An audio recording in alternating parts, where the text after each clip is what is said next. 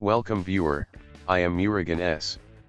This video tutorial describes how to update Microsoft Teams in Windows 7, 8, and 10.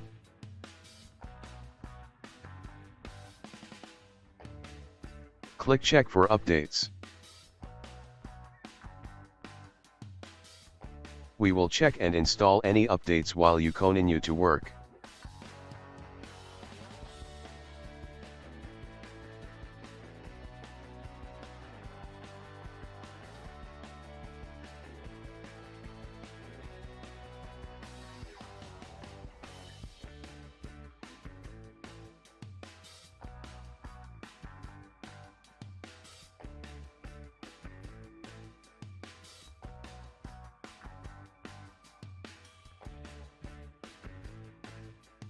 Updated successfully.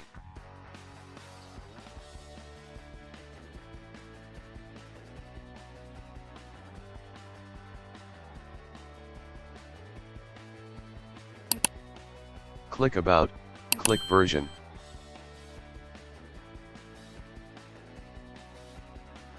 Updated version displayed on the top. I hope this video tutorial helps to you.